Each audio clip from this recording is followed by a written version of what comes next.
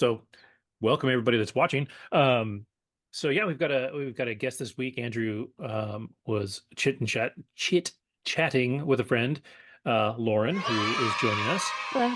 and they go back a ways, farther back than Andrew and I go. So that's neat. Um, but yeah, it's always good to have fresh blood, and I think we usually like to try and start off with a little meet and greet and get to know you. Since we are a pop culture show and we do all that good stuff, just really quick, like, what's your jam? Like, when it comes to, I don't know, genres. What's your favorite genre of TV and movie, if you have a favorite, or what? Yeah, that's a good question. I mean, I really have a range, everything from Disney movies to the psychological thrillers like Saltburn. I just finished Beef today, which was Hmm. fantastic. Yep. So, and everything in between. So I wouldn't say there's one thing I gravitate towards. I think it's just whatever I'm in the mood for. And I'm always open to trying and watching new things. All right. Is there anything that you're like adamantly against? Because we got Andrew, who is very picky. I don't know. I'm very open. I Right. always like to learn about different cultures and learn about different backgrounds, etc. So I'm pretty open. I am a history nerd. I studied history, so anything with a historical background or based on true events, I gravitate towards certainly. I recently saw Napoleon, which was fantastic. If you Okay. haven't seen that in theaters with Joaquin Phoenix, it was very well done. Wasn't the most accurate portrayal of him. I've heard However, that. Yeah. that's what I've been told as well. But just more of him as a person and his marriage. Okay. One of Yeah. the things, like I've known you since like I guess July 2014. I Right. know one show that you have talked to me a lot about that I haven't seen. But a lot of people talk about it and is The Handmaid's Tale. And I remember Mm. like maybe Yes. about 2 years ago, or maybe a year and a half ago when we had Kim on the show, that was also one of her jams. So yeah, is that talk to me a bit about that show? Is that still going on? Like, what's your jam with that one? Would you recommend people watch it? Like, just riff a bit about that because you've definitely got Yeah. some thoughts on it. Yeah. Yeah. So Handmaid's Tale, Margaret Atwood, written in the 80s. Great book. I read it back at Fairleigh Dickinson where I did my undergraduate and my graduate. And it's really just a dystopian Mm. book about women during, well, they're saying like years down the line when basically they segregate women and people in different factions or similar to Divergent or I guess Hunger Games more or less, and everyone has a specific role, and these handmaids are specifically made, they're wearing red, and their sole purpose is to provide and bear children to more richer affluent families who cannot have their own children. So yeah, great series, do recommend it. It's ironic because it came out during, I believe, like 2015, 2016, during Trump era. So that gets like very political. It was Yeah. very timely when it came out. So I think a combination of the fact that what was going on politically in the US, coupled with the actual book being released into this series on, I believe it's Hulu. Hulu, Yeah. right? Hulu. Yeah. I think that really was like the perfect storm Yeah. of things, sort of like what is it, Tiger King when that came out? Yeah. Yeah. 2020. Yeah. 2020. Yes. It was the perfect timing and storm for people to really be talking about that type of stuff. And yeah, I honestly saw the last season and then I think it just fell off at that point. The first, I think, first two seasons cover what's in the book, and then after that, I think they take their own creative license. Got Yeah. it. It's dark. Like, it's dark and it is depressing, and it's heavy for sure. I mean, it's smart. I think the reason for one of the biggest reasons for the divide, in the country, was that there is like an infertility epidemic, right? Like, so that's where most of the people that are rich just can't have kids on their own, and that's where the handmaids come in, right? And so, Exactly. um, those some of that stuff is a trip too. Like, they have birthing ceremonies that are just wild. Yep. They have people that can kind of handle this thing. They have people that really can't handle this thing, that are like the handmaids that just can't do it. Like they go crazy, and like the main character, she gets pulled out of her kind of normal happy life outside of the thing, and I forget how she ends up being pulled into being a handmaid, but she never wants to be there. She has a kid on the outside and a husband Right. on the outside, and she can't get back to them.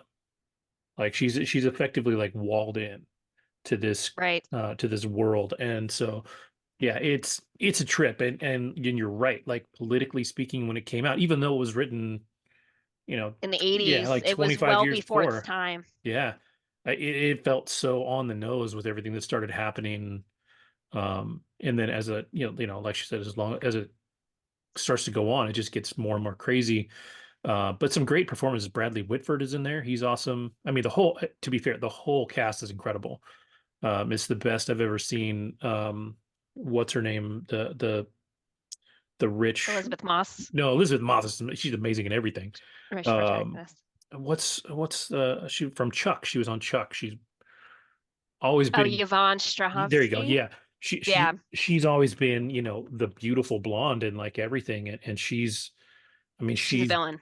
she is, and but she plays a good conflicted villain. Like she wouldn't probably be as bad as she was if the world wasn't as bad as it was. She'd be a snotty rich lady, but you know, she wants a kid, so she's going to do what it takes to have a kid in the world that she lives in. Right. And every time she's And given the chance to make the right choice, she makes the wrong one, so right. And yeah. it's like taking a lot of these traditional, I'll just say it like Christian Mhm. religious values and then trying to pull that towards the future when realistically people are already in nature secular.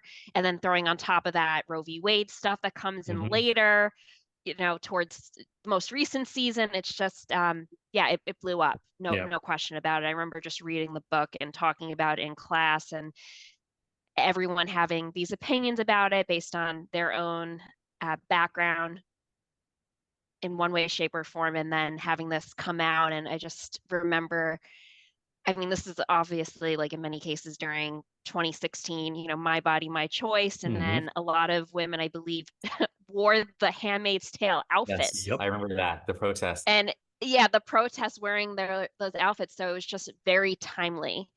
But yeah, highly recommend the series if you haven't seen it. It's great. It's very well done, and yeah, Couple Yeah. things. So Yeah. I'm already, I'm sorry. I Go was just ahead. gonna say, even if you watch it and you find out it's not for you, it's worth watching a handful of episodes just to watch great actors act. Like it's good. It's really good. Like everything about it, the set design, everything is pretty damn perfect. So even if the material is either too heavy or just doesn't resonate, it's still worth watching a few episodes just to see the art of it. yeah. And if I may, it's actually where I believe Sydney Sweeney really got her start right Oh, Hmm. before she wow. Yep. entered Yep. Euphoria. Yeah, Yep. she's in the more Huh. recent series. She plays. Yep. Before She White ends up Lotus. becoming Yep. correct. So she ends it's and then I didn't realize that until going back because I always like to read through the IMDb's. But yeah, she plays a younger woman who ends up becoming a handmaid, and she's at that cusp, young preteen teen age where you find out like, which group are you going to belong to, Hmm. more or less. So it's interesting to see a young Sydney Sweeney before she enters the world of Euphoria and that starlet Adam reputation that she Webb. ends up Yeah. right exactly, Madam Web. And then she just came out, I actually just saw it a few weeks ago. She was just in a new movie which I thought was fantastic, Anyone But You, which I That went was the in rom-com, thinking, right? oh, that was the rom-com with Glenn Powell. Yes, I thought it was, I'm like, oh, it's just gonna be your so-called cheesy rom-com, but it ended up being very light and funny. Do recommend seeing that as well. Have you seen the spider story about that? Funny enough, she's doing Spider Woman right now, but so there's a scene in there with a spider, right, in that movie. Uh, Hmm. so she told the story on Kimmel, one of the Jimmys, maybe it was Fallon, but they had her up there, and so she was going to film the scene, and they gave her this spider. It's a big ass huntsman spider, like they're huge, right? And they're like, "Don't worry, it's a trained spider." In the back of her head, she's like, "What the hell's a train?" What does that mean? Yeah, Right. and they're like, "Don't worry, they don't bite, they don't bite." And so they started filming, And of course, in the movie, the spider is supposed to bite her. Well, the spider started to actually bite her, and she starts screaming, and everybody just thought she was doing a great job acting. She's going through this for a bit, getting actually like bit by the spider before they realized it wasn't uh she wasn't faking, like she wasn't acting. And like they got Right. in there and pulled her out and everything. But I think that's actually the take that they use in the movie too, is her actually getting bit. But Yep. Okay, yeah, that's good to know. One of yeah, those outtakes that think is real, you're not sure, yeah. but yeah, that's when real That- acting comes See, into play. and that terrifies me. I would never do a movie with a spider, anyways. Like, No. hell no. But yeah, I'm curious about that one. Like, I really want to see her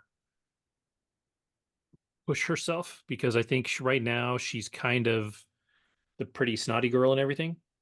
And She's so in a lot of dark roles, so to see her in a very light, comical yeah, position where yeah, she's just more of like the centerfold of just, I don't want to say like dumb blonde-esque, but just definitely someone that is falling in love. hmm yeah. Because even in White Lotus, I mean, she's a crappy teenager. Like, she's just Oh, okay. yeah, she's always just kind of crappy, like Lauren, did you see White Euphoria Lotus? and what? I did not see White Lotus. Okay, highly recommend. Hmm Yeah, I think both seasons are a very good exploration of just like, in my opinion, human nature. Yeah, And I think what people, for those who don't like it, I think it's the reason why is because they're kind of like recognizing, a okay, little too like much of recognizing themselves. themselves, yeah, or people that they know, and it's a little too close to home.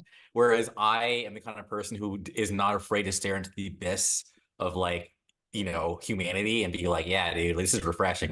Like I've never seen such refreshing reality where there's literally like no, like almost like no one is likable. Like everyone has like Yeah, some deep flaw, but then right. some characters who they do ridiculous stuff, but you can kind of like understand why they're doing it. And I'm specifically talking about season one. Kevin, you know what I'm talking about, I'm yeah, sure. yep.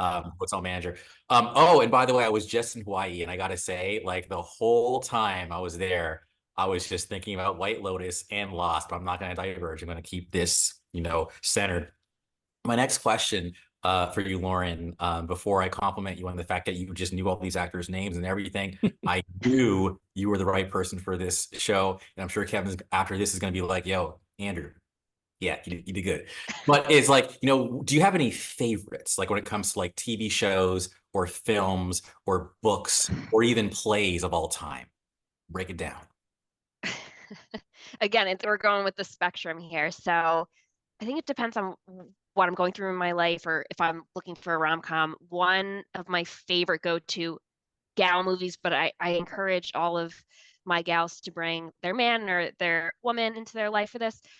Bridget Jones. If you haven't seen Bridget Jones' Diary, it's the first one that came out, I Yep. believe, in 2001, second one, 2004. It stars Renee Zellweger, and then you've got Colin Firth, and then you've got Hugh Grant, and they're in this love triangle situation. It's based on the book, and Renee Zellweger is an American, as we know, hopefully know, and she plays a British woman who's in her 30s, who is a spinster, and she's living the life in London and trying to find a man. And you've got the evil Hugh Grant, who is Daniel, who's this big time journalist that she works for, that's her boss. And then you've got Colin Firth, who is Mark Darcy, who is the attorney who works for the people, the court. He is the ideal man.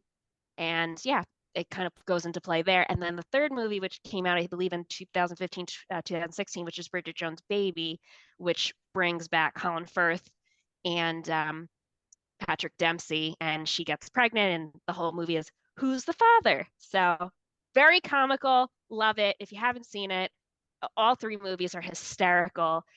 I recommend it to anyone, despite your age. Yeah, fantastic.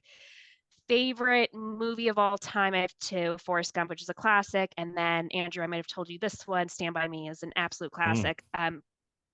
I was in fifth grade, so it was December of 2001. holiday season, and my dad put this movie on. And one thing I always give credit to my father is that he had my brother and I growing up, he showed us the classics. So during our Christmas, Hanukkah break, he had us watch Stand By Me. And I'm not kidding, Andrew. Over that break, I think I watched it 10 times. Wow. And to this day, I know almost every line word by word. And I think my first crush, like actual crush, was River Phoenix. May he rest in peace. All right. Um, Fantastic actor. Favorite show, I've got two. I would say Rent, classic for all my Rent fans, and then second would be Dear Evan Hansen.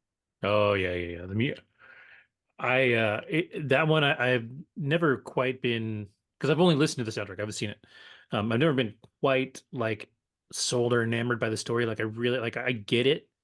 Uh, but the dude's voice, the guy that plays Evan Hansen, is Ben Platt. he's unreal. He's so good.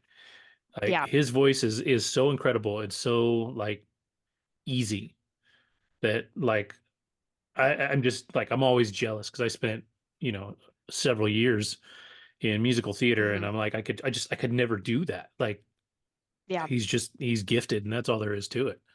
Um but it's an interesting story for sure. It's definitely like the music in it is relatively bright, but the story's kind of dark.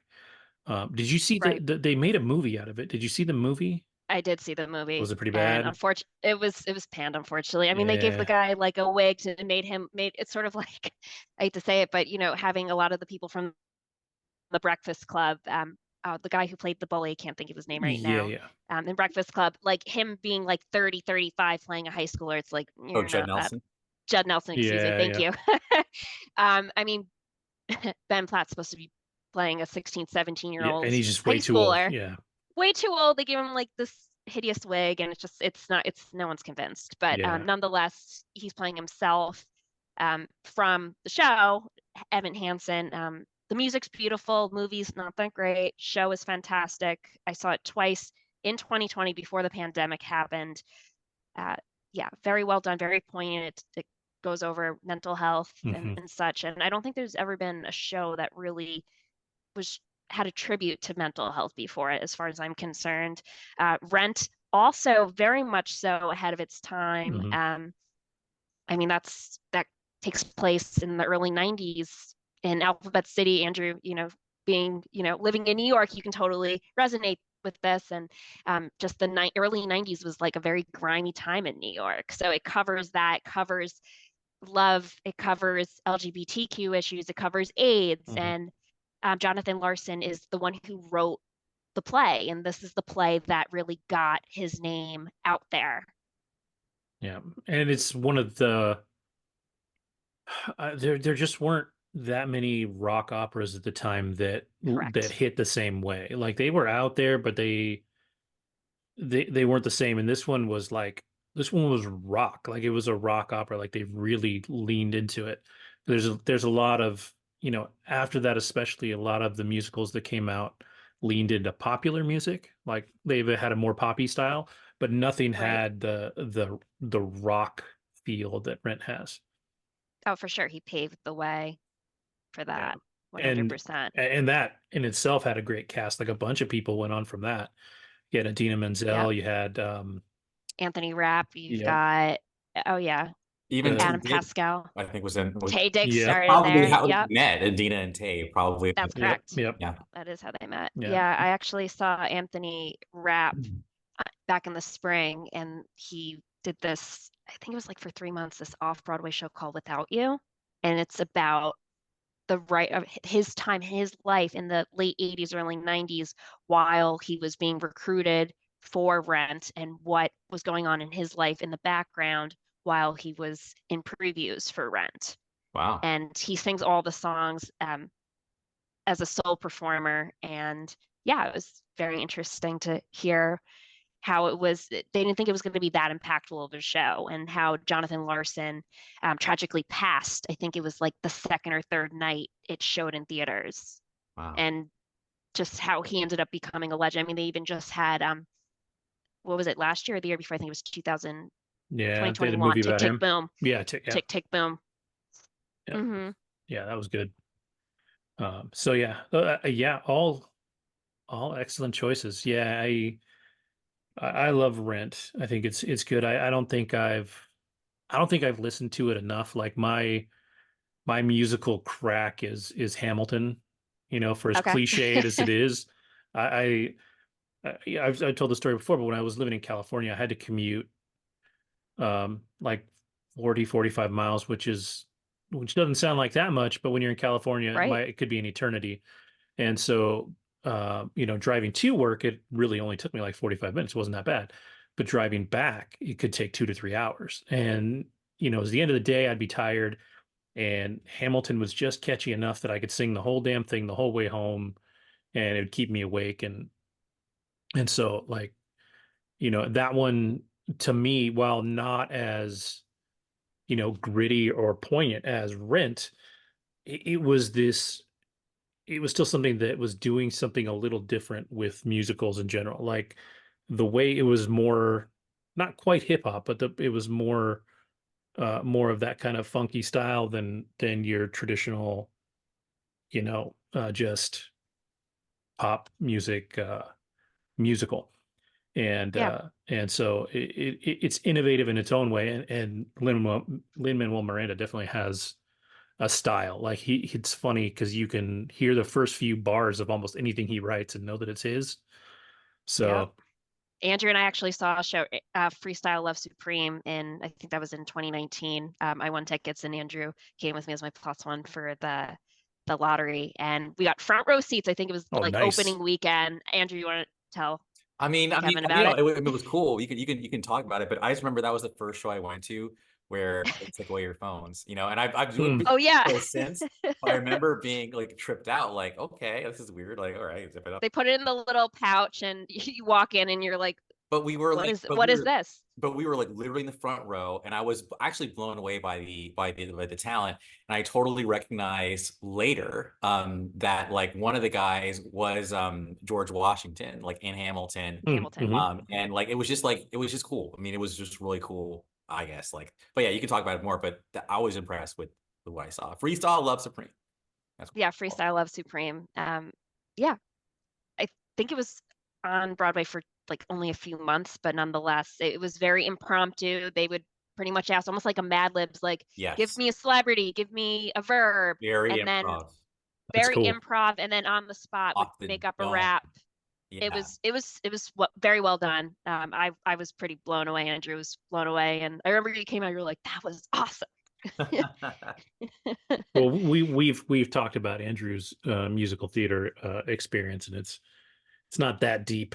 You know what's funny though, right? Because I remember like, yeah, because I think you and Jen were bagging on me for it. But for someone who's not really like a musical theater person, I've actually seen a lot, like Yeah. and Well, you and have I to living in New York. yeah, but even before I moved here, like the first musical I ever saw was like it was Rent. It was in LA.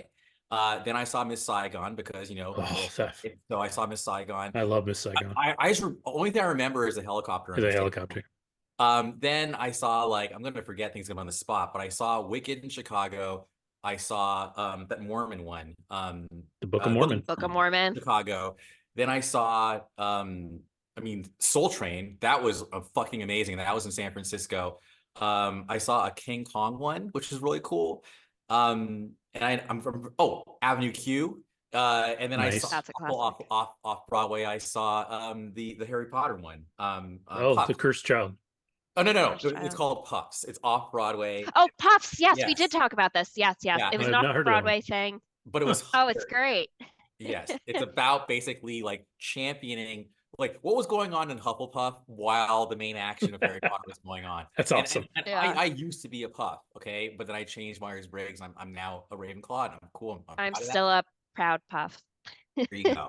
So yeah, pups are brave. Pups are dope. Pups are just like pups are Yeah. the heart and soul of Hogwarts.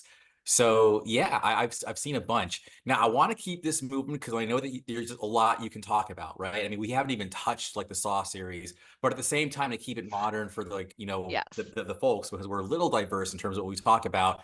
I'm just gonna go there. So Justin Timberlake, okay? Justin Timberlake is someone who is a bit divisive because a lot of people feel like he's part of the reason why Britney lost her marbles.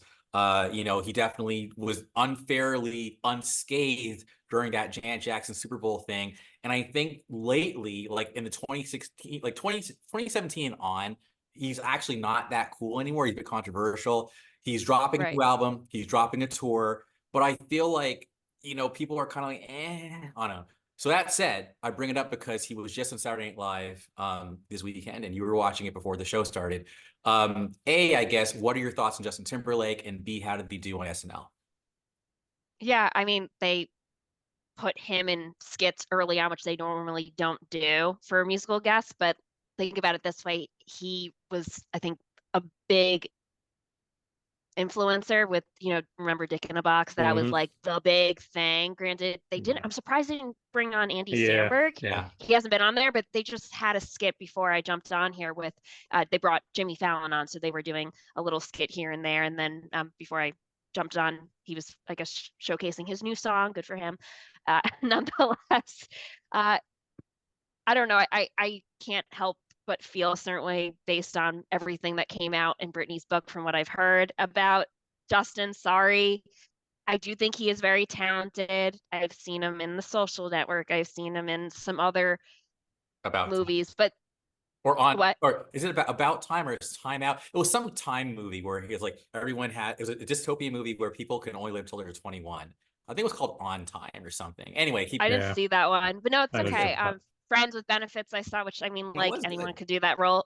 No, okay. Oh, Sorry. Well, first of all, he was with Dakota Johnson, and I'm gonna be real about it.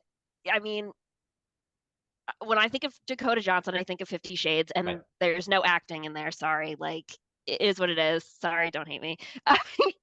But nonetheless, she's in Madam Web. We'll see how that goes.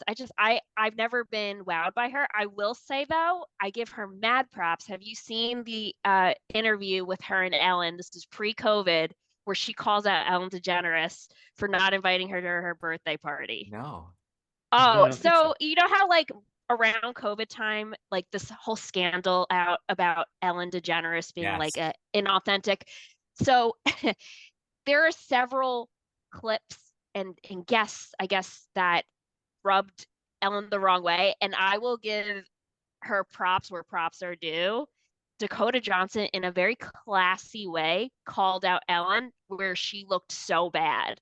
Hmm. Basically, I guess it was Ellen's 60th birthday, 50, it's some sort of milestone birthday. Let's go 60. And and I think she said, "Oh, weren't you there at my party or something birthday?" Oh no, no, no, it was Dakota's birthday. It was Dakota's birthday. And she said you couldn't go to my party or something like that because you were busy. And then Ellen was like, "That's not true." And then she says, "No, Ellen, you couldn't come to my party." okay. And just like called her out. And that specific interview has gone viral as in like showing that Ellen is not as genuine as she actually is. But I just thought it was pretty great because I was like, wow, she's got some strong character. Lots I of give moxie. her, Yeah, yeah, like really, like, and I don't know her much outside of her acting ability, which I mean, 50 Shades of Grey, like, how great could you be? but she's But got like cool. I mean, you're got cool thinking of vibes. Dawn Johnson and what's her name? Melanie Griffith. Thank Yeah, you. Melanie Like, Griffith, those are cool yeah, parents to have. So I think she's got because both of them, I don't think of them as like shrinking violets. They both got a little swag right. in each of them. So I think yeah. I want to let's see how Madam Web does. My jury is very very out on that movie. And I don't have a lot of Yeah. faith in I Sony. I know Kevin I loves Sony. just read something today that said so much of that movie was shot on blue screen, and that's a huge turnoff for me. Yeah, Like that scares me a lot. Um, because there's no reason for that for a lot of stuff, and if it because it's has, street level. yeah, it Like, should what are be. you doing? It should be, but I don't It's know. Sony, dude. Sony is the best studio in the country, in the world. Like they can't do no wrong. Yeah, if you ask Hi, Sony. Sony.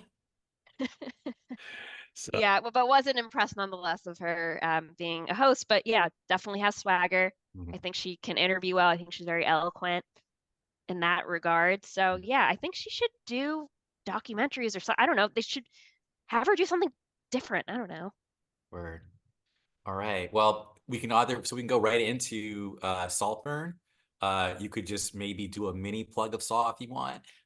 Or we can talk. No, we'll be here 2 hours if All I do right. so. We'll, We'll do that we'll another park time. Saw another time. All right. So yeah, you want to talk about Saltburn? You and Kevin can Okay, we'll go back and forth with Saltburn. So I saw it in the end of November before anyone really like knew what it was. I personally had seen Jacob Elordi in Euphoria. I had seen him in Priscilla, which came out a month or two prior to that. So it's interesting to see, I guess, the different layers of Jacob Elordi.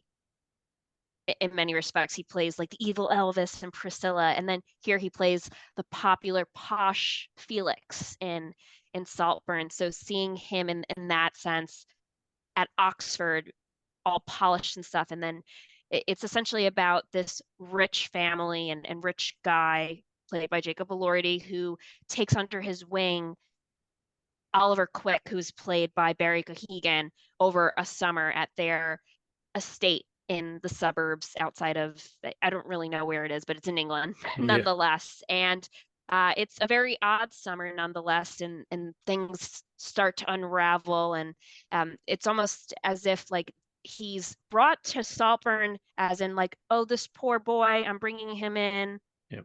and we're gonna, comfort him and make him feel whole, etc., make him feel like part of the family. But in some ways, like the DL, almost like make him feel less than, and definitely play down to that as in, you're not one of us, hmm. nonetheless. And they're surely mistaken as the summer goes on, as Oliver changes throughout that summer. If you want to give some light to that, Kevin. Yeah, I did feel like, to be fair, Jacob Elordi's character, Felix, I, I didn't think he was that bad. Like it really felt like he was trying to be the good guy for at least, More of a genuine soul. Yeah. yeah, for at least a lot of it. Like he saw this kid in a light where he was like, I could make your life better. The people around him sucked pretty bad. Like, his mom was, she needed people to love her, right? Like she is very, um I don't want to say egotistical, but like she needed people to love her. Like she needed people to, um just be impressed by her Right. and all that. And you know, Attention seeking, yeah, nonetheless. and Yeah. it's another one of those movies where everybody's kind of a mess. Even Jacob Elordi's character, he kind of, it sounds like he kind of has this broken wing kind of thing where if he finds somebody that he thinks he needs to fix, he'll do that until it flames out, right? Because they talk about his friend from the year before or whatever who he brought in, and then that guy decided he needed to try and sleep with his sister, and he's like, "Cool, Yeah, we're out," you gotta go. Yeah, Right. So, and but there's a lot of different characters in that summer home, that summer estate.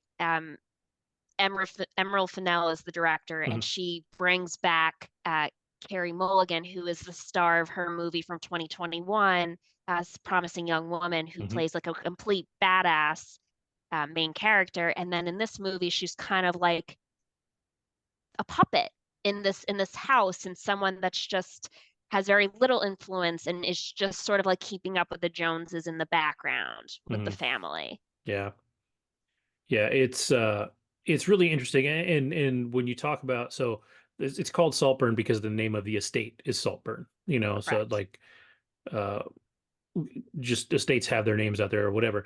And so when they go to this place, they have all these old traditions too that you have to follow when you're there. So like when you go to dinner, it's like every dinner is like a black tie dinner. Like there's all this weird stuff that you have to do when you're there. So they bring in, Ollie, played by Barry Keoghan, and he Hmm. he at least seemingly doesn't fit into this world. And the reason he gets brought in is because his father dies right before, what is it, summer break, or Semester, yeah, whatever, or whatever it is. finals, exams, whatever they call it. Yeah. Yeah, so he shows up at Felix's door crying his eyes out. He's like, my dad died. So he's like, well, why don't you come with us to Saltburn? And they do this whole thing. And it's interesting because this movie got so much publicity from the weird crap that Barry Keoghan does throughout the movie. Um, everybody knows about the drain scene. Like it's the most Oh, famous yeah. scene that like people haven't seen. Like it's amazing to me. Like I knew what happened in that scene before most It people actually were, yeah, happened. and before most people were still really even talking about the movie. Like I knew more about that scene than I knew about the entire rest of the movie. Um, and there's a handful of scenes like that this guy goes through that are just weird, right? Like it's just his mental state is super questionable, right? Like through the whole thing, because the things that he'll do to stay there and to fit in, he's got the thing with the sister, Yep. he's got the cousin, you know, eh, and then the grave, which I think I only read about that one a couple weeks ago, how that whole scene was effectively improv. It Like, yeah, was. it was like a I read closed that too. set and nobody knew what he was going to do, and they just let the cameras roll and let him do whatever he wanted. And I was watching that and I was like, okay, I was like, all right, like I knew it was coming still, and I still was just like, oh, I didn't know uh, that. Saw it before I knew anything. yeah, I just knew this guy. As you're watching it, it's a question. I'm sure anyone that's watching it has this question: Is this guy have a crush, in love with Felix, Jacob Elordi's character, or is he just obsessed with him and wants to be him? And that's the question you have throughout the entire film. Crush, obsession, crush, obsession. Is this yeah, him trying to become part of the family, or is he just so in love with this other man? And that's just something that you're wondering the entire time. And as these scenes happen, this is before it got all of this buzz on mhm. TikTok and Instagram and everywhere else. I'm watching these scenes with my college roommate, and we're looking at each other. We're like, is he about to do what we think he's about to do? And he does more than what we think he's about to do. And we're just like Every sitting there time, every yeah. time. And we're just sitting there with like, we can't believe that this is happening. And yeah, I actually was watching interviews afterwards with both Barry Keoghan and Emerald Fennell, and they're like, I think that Oliver should just do more in regards to the grave scene and Yeah. kind of just go with it. And I think that's like, if anything, that scene might just take Barry Keoghan to like the next level in his career. I hate to say it, but like it might. He's done some good stuff. Like if you have you seen the Killing of a Sacred Deer? Now I've seen the Banshees of Inisherin, See, but I she haven't had a watched minor that role. one. Yeah, I haven't Yeah, seen that one. But Killing of a Sacred Deer is in that A24 at least semi horror vein. So sure. I can definitely recommend that one. He's great in that. Um, And keep in mind, this guy is scrappy. He's never taken, like, I shouldn't say never, but he doesn't come from like the acting background like some of these other actors. This guy, I think, has like a wrestling or MMA background and somehow got into an acting role, and now he's he's nominated. he's the So thing though. Like he he's the is. guy that played the Joker in the Batman, but you almost don't even see him. Like he's Now, basically an outtake. And I mean, he's good. What I really liked is it's almost a stunt casting because he's 5'8" and Jacob Elordi is 6'5". yes. Like so every time they stand next to each other, it's like this dude with his baby brother. Like, I mean, he comes up to like here on him. Like he looks so small next to Jacob Elordi, and it really works in the favor of the storytelling. Um, because when you see him so diminutive in this whole thing, it takes away some of the, like if they were the same size, if he was a big guy, you would see him as more threatening than you do, because when he's so small, he's just a guy that has some bad bad breaks in life, and you don't really realize that what's coming. But And even just throughout the film, they start him with like glasses, making him almost mhm, like, like Harry Potter Hogwarts. And then as the movie goes on, he starts, you see his actual figure, yeah, and he's wearing, I'll just say it, like less clothes, mhm. obviously, at certain points. And you just realize this guy's really, I guess, coming into his own, but he's really developing himself as a character and also just more confidence and more of an identity throughout the film versus who he was at the beginning of the film. And the last scene in general has repopularized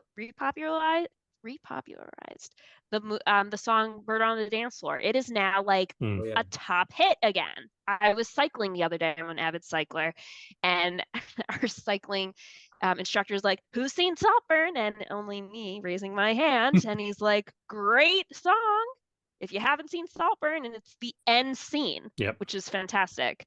Yeah, Yeah. Yeah. That scene just for what it like means in comparison to the rest of the film is great. Do you have any intention of watching it, Andrew? You know what? I mean, I guess so. I mean, I was literally in my head like, I'm still not sure why I should watch this, because I haven't heard anything about like, because you know me, I'm all about themes and message or exploring shit. And all I'm hearing right now is great performance, maybe some class issues, and that's about it, and I don't know if that's enough for me. I mean, the only reason to watch at this point is just to like the shock value. no, the social currency, Yeah. just to Yeah. like to Yeah. be Yeah, in on it, to like because everyone else is singing, Yeah. that's the right. only reason. That's fair. Yeah. That's fair. Is it good? Basically, is it a good movie? I liked it. Yeah. I liked it. A lot of people hated it. They're like, "That's gross." I liked it. I thought it was so well done. It was brilliant. It tells the story of just a middle class guy who I think. I mean, I don't want to Yeah. give it away, but it There's just, a yeah, lot you can give away, so you don't yeah. want I don't to. want to go there. I mean, Yeah. there's a good solid twist about halfway to three quarters in. Oh The yeah. ending has a good twist, so there's a lot to keep you guessing. Yeah. Um, I know I know about the things that give you the ick, Andrew. There's going to be like four of those in there, so be ready for that. You're just going to have to deal with Yeah. that, um, but they all it's almost like those things that are extra crazy. Um, are there for a reason. Like they are very, if they're not building the character, they're explaining the character, and even if you don't understand how they're explaining the character, you kind of dig that out at the end. All right. Yeah, it's good. It's a really good character study, and everybody's great in it. It's got a decent cast. Um, what's her face is the mom. Yeah, Rosamund Pike. Rosalind Pike. And Yeah, is it Richard Grant that plays the dad? He's always great. I think so. Um, Yeah. and yeah, it's just solid. It is. It's a slow burn. It's got an. Oh, it has a very A24 feel to it. Um, I like it. This seems like something that maybe came across A24's desk, and they were like, maybe not quite, but like if they had produced it, it would fit right in. Like, um, because it actually, I didn't think it would, but it really does kind of remind me of a less like dark or supernatural kind of take on something like the killing of a sacred deer, which is really good too. That's I think it's Colin Farrell and Barry Keoghan. I Um, thought it was like a spooky, like psychological thriller version of The Talented Mr. Ripley. sort See, of. it's That's what funny you say they were that. I've heard of that movie too, and I never saw it, but I know that's like what's his name? Shit. Matt That Damon, was Matt Matt Damon Damon. and Yeah, then the other guy, the British guy, Jude Law, Jude Law. Jude Law. yeah. Yeah, and Yeah. apparently he had a That's cousin too. Yeah. that's getting a remake this year as a TV show. Is it? Yeah, so it's just Oh, called Ripley. interesting. That's coming out Yeah. soon. Andrew, when I first saw it, I actually thought of you when I saw Saltburn. I was like, Andrew's got to see this because it gave me, like, in a weird, twisted way. Andrew recommended Midsummer to me. Midsummer. Ah, yeah. When I saw this, because like it gave me the like just the vibe of what am I watching? Off Yeah, kilter. The vibe. Oh yeah, like for sure. totally. All right. Like what am I watching? Now Granted, you're selling me. I like that. when I watched Midsummer, it was like Andrew and I were going back. We're like, what are you watching? It was like 2020, 2020, 21. And I watched Midsummer, I think at like, I don't know, like midnight, 1 a.m. on like a weekend, thinking like, oh, I'm gonna watch a wholesome movie. But or Oh, not so wholesome, right? And I'm watching this and I really, really, really, really love Florence Pugh. So I was like, all right, I'm down. I like her a lot. Let me watch. And this was a very different Florence Pugh character, and this was a very different movie. But it gave me vibes like, what am I watching? Like such a twist. So in that respect, watch Saltburn because No. this is definitely not your Yeah, no, I like stereotypical that. thing. I think you would like that, but yeah, it's definitely it's not like anything I've ever seen before. I'll just leave it to you that way. But yeah, I thought it was great. Well done. Some scenes that definitely are like very cringy, but it's like you said, it's something to talk about. It's socially out there right now. Yeah, It's it trendy. is a social currency for sure at this point. Like you've got the have seen it's and the have not seen it's. Uh, Oh yeah. so I told my office about it, and one guy said, this was during, I guess, Christmas. He says, I told my family about it. And then I watched with my girlfriend and my girlfriend's parents. And I was like, are you trying to marry this girl? Because yeah, if you are, you're good out. luck. After seeing this, you're done. Yeah. Do not watch with in-laws. Do not watch with parents. Maybe watch with a significant other or a friend that you like are very comfortable with. But yeah, LOL. Yeah, I love it's it. yeah, yeah. All right, I've been warned. All right, yeah. dope. Yeah. Um, well, hey, I know it's late on the East Coast time, so I want to give you a chance to we'd love to have you back. If you're feeling tired and you want to break out, you can. If you want to hang out for a little longer, you can. It's up to you. We didn't talk about beef. We didn't talk about anything else you want to talk about, but I think we got, I feel good. I actually feel much better than I already did. And I felt good about having Very you on good. the show. Yeah, So, Andrew was we were just going back and forth. I spent the whole day and I binged from start to finish beef. And yeah, I liked it. And it was a show that Andrew recommended to me. And then one of my girlfriends, who's a new mom, recommended it to me. And I'm like, okay, two very different people recommending this. I'm going to watch it. And I liked it. So Yeah. thank you for the recommendation. It's a great show about a bunch of people that just kind of suck. Like there's nobody in that show is really a good person. Like Yeah, even the husband who seems like maybe he is they all just have their shtick, yeah, I basically. exactly. gotta jump in though. I actually think the younger brother was actually a good one. Paul, Yeah, yeah. I liked him. I felt like, because he was literally like he got the bigger picture. He was wanting to go to college, and his brother threw away the train or the application. Like, and the yeah, reason he still, I think Paul was always a good guy. Now, the only thing Paul did that was kind of foul was when he got all weird at, Mhm. homegirl in Vegas. Like that was foul. But everything else, I felt Or like when Paul, he went to her house and told her husband. I forgot about Yeah, that. that Yeah, was pretty bad Like that too. that's true. But you know Ew, what? But questionable. goes back to Myers-Briggs. Like, but he's a feeler. Like I think he's a textbook ENFP, and his F chip, his field chip is tiled so Right. high. Like logic does not. He's not a logical dude. Like he literally stole. He got his cousin and his brother drunk, took the keys and drove because he's like, I'm getting mines. You know what I'm saying? So like to me, like that's his F chip. As in, well, Right. but like he still had like holes in his heart, right? Because he showed up to this girl that was completely catfishing him yeah, and was just like, it's cool. yeah. Like you want to make out He or did what? it. Yeah, Like no, I'm like, and I'm cool with that because like, like what else did he have? Like he was going nowhere. Like he was literally a dead end, and it wasn't even his fault. And I love how like his brother would try to school and be like, oh, you got to lift weights like this, and he's just kind of like, psh. Like like stop it, man. Like that was so funny stop it. because and real quick, the guy that plays his brother just got cast in The Last of Us season 2. Excellent. You know, perfect casting. Um, so that's going to be a lot of fun to see him in there. Anyways, I Because he jumped in, looks but just like y'all the were talking character. about No, unlikable no, characters, and I had to jump in and no, defend him. But everyone else, yes, I agree. no, they all were, yeah, it just showed like the dark side to everybody. And as I was telling Andrew, I was like, I mean, there were more similarities than you would think between Ali Wong's character and is it David Yoon or uh, the Even the you, guy who Stephen plays Yoon. even you. Stephen Yoon. Stephen Yeun, sorry, yeah, the one who plays Daniel Cho. They're more alike than you Oh would yeah. think. And Bros. Sorry, it's all coming back to you, Joe Bros. So oh no, the Chosen Bros. Isn't that the what they yeah, said the at the chosen, end? Or yeah. they had the shirt, the Chosen Bros. But yeah, I don't know. I really liked it. I think so. At first, I was watching it, and not until they got to Vegas, then I was like, "All right, this is a good show. Yeah. You've got my attention. I'm watching this to the end. I have to see how this ends." Ashley Park's in it, who's also in Emily in Paris, which is like it's my girls group. It's our favorite show to watch and talk about.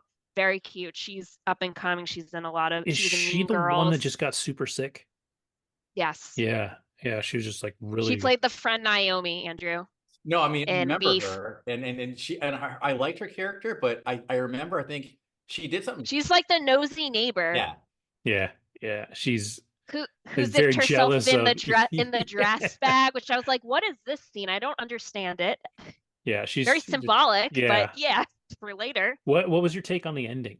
Because like there's this the last thing that happens is it's you know Hospital. yeah and so like does it mean like They're joined for life. They're friends. I yeah think like they just. that's what I wrestle with that a little bit like is there something more is it just they finally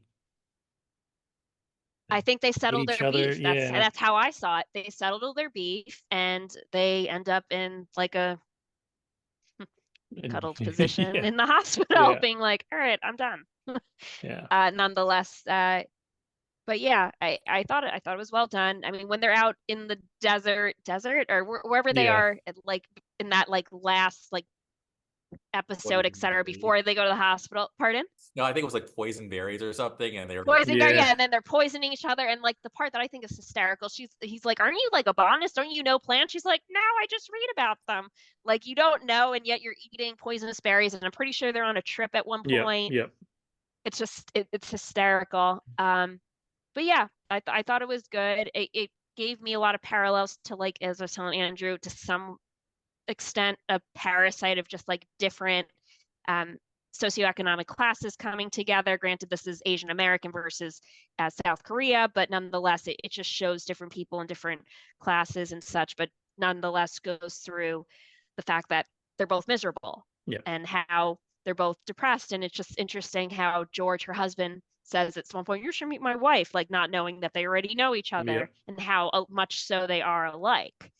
So yeah, I thought it was a really great series. I can now understand why it got so much buzz, why it won Emmys, Golden Globes, etc. And it's funny because I have watched her stand-ups and I just didn't see her as someone who does yeah like a very serious role, but I think she killed it. yeah She really did. I gotta jump in again. So a couple of things. Yes, do it. So believe it or not, like when I saw Ali Wong in this series and just how like even like the first episode where she's like, this is like Rand or whatever, like with the way she just started getting angry and stuff, like it was Right. so believable and so whatever, right?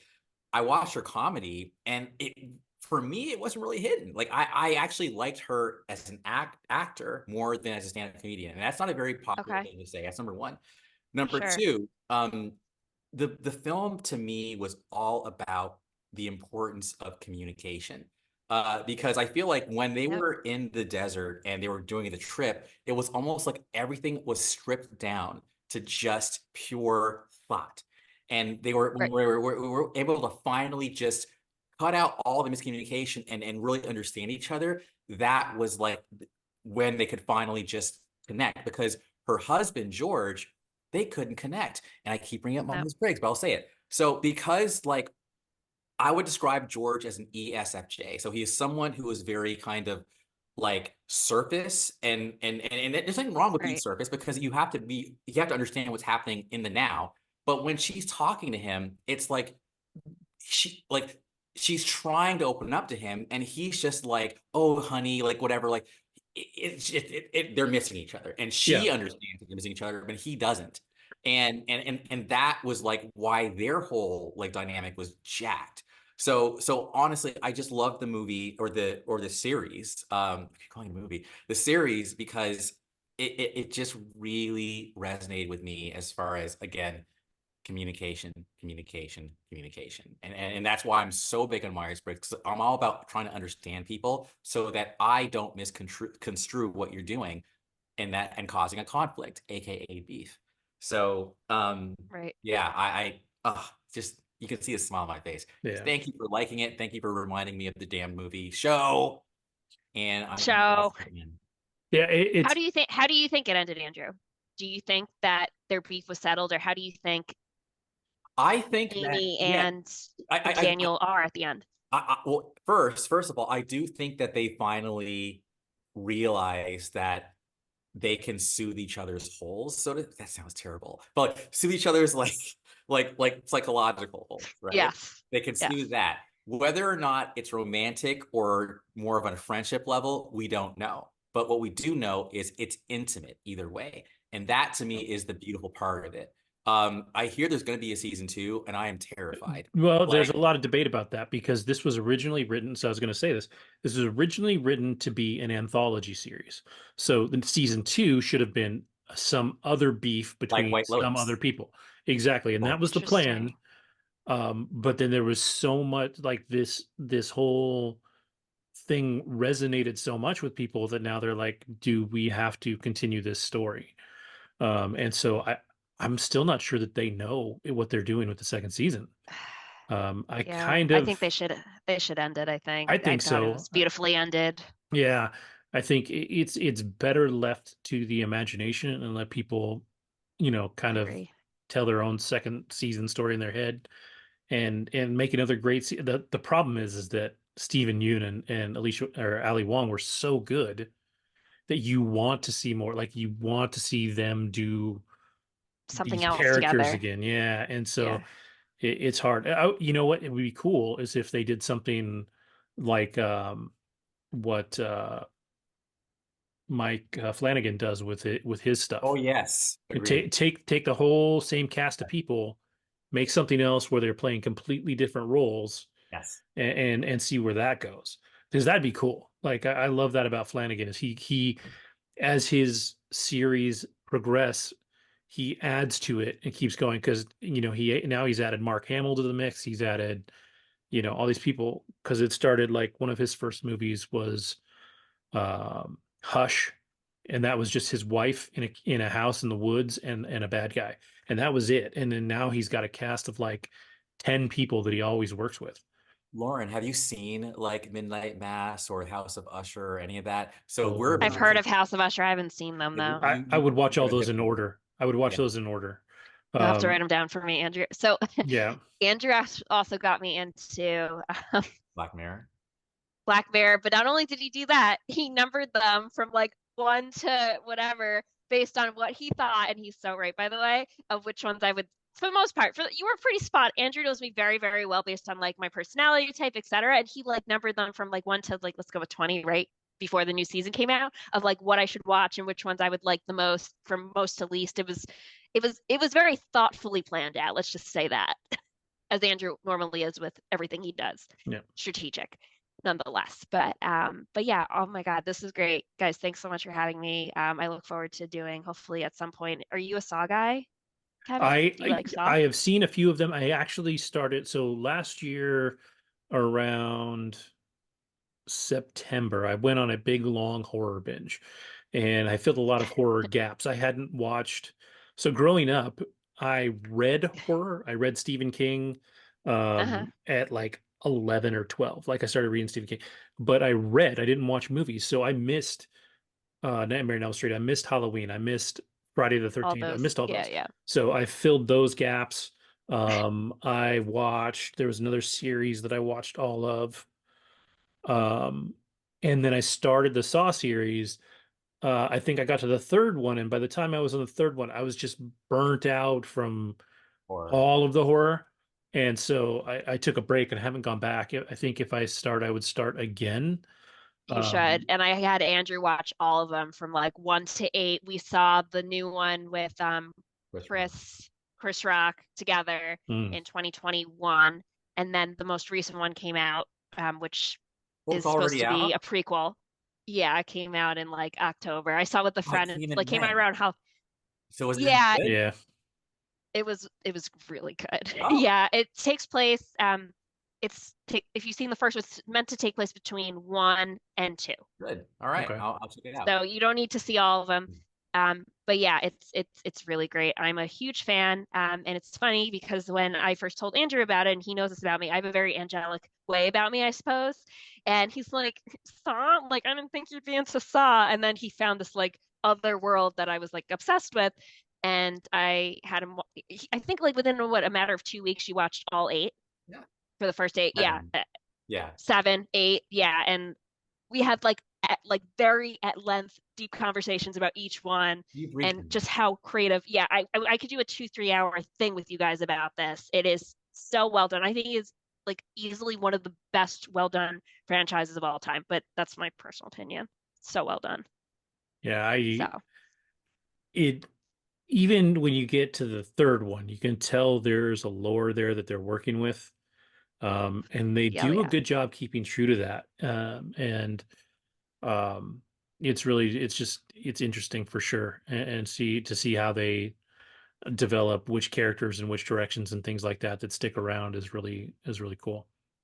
Yeah, and no one's safe Yeah. in Saw. Yeah. Nobody is safe. You think you're safe. Ooh, you are wrong. Yeah. So, but it teaches you a lot. It definitely like in like a sick way, it teaches you a lot. And it's interesting series. But gentlemen, thank you so much for having me. Yeah, Appreciate it. definitely. All right. Have a good evening. Get some rest. Thanks. I will. All Okay. right. Bye. And then there were two. And then there were two. Yeah, Just the actually, riffraff. it's funny because like, the one thing that I really notice is how I'll be like, oh, that person's name is so, and she was like, oh, so and so, oh, so and so, oh, so and so. I'm like, yo, see, that's what I'm talking about, man. Like it's crazy how some people just have that gift to remember stuff. Strong J, by the way, like, again, Myers-Briggs, like I asked her like what her favorite movies were, she just knew, like listed them off, boom, boom, boom, boom, boom. If you're a strong P, you're like, because P's are very ambiguous, they're very I'm gray. just totally that way. I'm like, give me a mood or give me a time, and I can tell you which movie will fit that I love. Like I have a laundry list of movies that I've seen a lot of, and a lot of that you could consider my favorite. But at the same time, like if you just point blank ask me what my favorite is, I'm like, uh, if I haven't watched it recently, then I don't remember it. Like in that regard, you know. And then people will be like, "Oh, well, I've seen this one; it's my favorite," and I'm like, "That's one of my favorite." You know what I mean? So yeah, I'm definitely like that too. So All right. all right, well, we have to talk about Monarch and a little show called Lost. But before we do that, I'm gonna talk about Fool Me Once really quick. Um, it is. I just watched it. I watched the whole thing in like 2 or 3 days. I want to say it's 8 episodes. It's on Netflix. It's a Harlen Coben mystery series. Harlen Coben does mystery theory, mystery thriller books. He's a novelist, but his all of his books have been becoming Netflix series lately. There's I think 4 or 5 that are on there now at this point, maybe more. I can't remember the ones that I've seen. The first one that I saw though was pretty good. There was a couple that were a little iffy, but this one's pretty solid. Um, and I say that, but I have to admit that watching the show, this woman kind of right behind me, the main character, Michelle Keegan, gorgeous, like unbelievable. Like I was like, I was like, dude, I just was completely flummoxed. Like, I'm like, I don't understand. Like, what am I supposed to do with the show? Um, but it's interesting. So the gist of it is in the way that it was advertised in the trailer. You have this woman, her husband was killed, and just like days, weeks after his funeral, she has a nanny watch her kid, and she goes out to do work. She is a former um, helicopter pilot for the British military, and she washed out of that because she had an op go bad. It got blown up in the media, and she had to uh, discharge. I don't think it was a dishonorable discharge, but she was discharged. And so now she teaches helicopter flight school for whatever. And so she has to go to work. She's got a nanny watching the kid. She comes home to look at the nanny cam, and her husband, who was dead, like she saw him shot, shows up on the nanny cam with the kid. And so it starts spiraling into this big mystery of how is her husband, who is dead, on the camera. We come to find out that not long before this, her sister was murdered. Um, and things start to pop up as this goes. And I don't want to give anything away because it's a mystery series. It's what I do like about Harlan Coben stuff, he's formulaic in the way that he keeps you guessing, and he will reveal something at certain times, but he won't give you the answer. He'll give you the answer in this like second to last episode, and then you're dealing with the fallout of that. Um, but he builds a mystery really well. He's good at the red herrings, he's good at the misdirection and all that stuff. So like if you are looking for how to write a common um, mystery thriller, his blueprint is excellent. Like it is what you expect from a mystery thriller. I've also been watching Death and Other Details on Hulu, which is more comedic. It leans more towards the funnier stuff that the Agatha Christie movies have done lately. Was it Haunting in Venice or Murder on the Orient Express? There's one more that they've done of Agatha Christie's books with Hercule Poirot. But those have an element of comedy to them. Um, and Death and Other Details is pretty much there. It's not quite as silly as something like Knives Out, Mhm. but that one is more comedic and more has a little more fun element to it. Whereas the Harlan Coben stuff is definitely dramatic, very little like comedy at all, but it's solid. Like I have it up here. I want to talk about it, but at the same time, like I don't want to talk about it too much because it's a mystery. Like you have to see these things unravel to really get it. I did enjoy it. I enjoyed it a lot. Um, like I said, everybody's actually really good in it. You hate this woman. This is so that's her husband. Um, and that's his mom, and she's the worst. She is obviously very pretty and great, and this guy is the detective investigating everything. And he's really good. He's a really interesting character. He's going through some stuff. You find out, I think, in the first episode that he's got some kind of condition where he's starting to pass out all the time and lose track of time and going through all this stuff. Um, one thing that's good about Harlan Coben stuff too is that it is very grounded in reality. So, if she saw her husband on the nanny cam, whatever the explanation is, it's not a ghost. You're not dealing with supernatural weird stuff. Everything in here is grounded in reality. So, not that ghosts are real, I don't know, but but for the purposes of telling it, or for the purposes of the story, everything's grounded in reality. So it's a matter of unraveling that mystery. And it's really good. It went pretty fast. Like I said, I watched it in probably 2 days, maybe 3 days. But it's good. I liked it a lot. Where is it streaming? Netflix. Okay. Yep, I think right now, I don't know what the deal is with Netflix, but I think they own the rights to all of Harlan Coben's stuff, or at least like right of first refusal or something, because like I said, he's got like 4 or 5 shows on Netflix Okay. that are solid. So Well, what I want to do is I want to talk, of course, about Monarch. All right, I'll just start with it. Monarch was to me kind of uneven. for sure. I legitimately like had you not been like, hey man, like finish Monarch for the show because the finale is good. There is an excellent chance I never would have finished it. I a couple of things. I thought it could have been done in 5 episodes. Number Hmm. one, not 10. I found there's like two kind of like generations in this show. Okay. So you've got like Wyatt Russell playing the young version of Lee Shaw, and then you got Kurt Russell playing the older one. Now, I liked that everything to do with that generation, like in the 50s, 60s, whatever, that was cool. I loved all of those scenes, okay? But I found Kiersey Clemens, Ren Watabe, and Anne Sawai, like Kate Randa, May, and Kentaro, kind of insufferable. Especially May. I'm sorry. I just felt like they were all kind of bratty and like not very interesting and lame. Now, I loved Keiko. Marie Yamamoto is like, man, she's amazing. And then I She's found the one in the 40s, right? Yes. And Yeah, then or 60s or whatever. Yeah. and I legitimately like, okay, first of all, if you haven't seen the damn movie, like, or if you haven't seen the damn show, like leave because I'm gonna spoil the shit out of it. Yeah. Yeah. But when she shows up in episode 9 at the end, I actually let out an audible yes. Like I was Yeah. like, yo, like you were dope. So like when you like died, I was like, fuck, you know? Yeah. But like no, she like if they do a season 2, I'm in just because her ass is alive.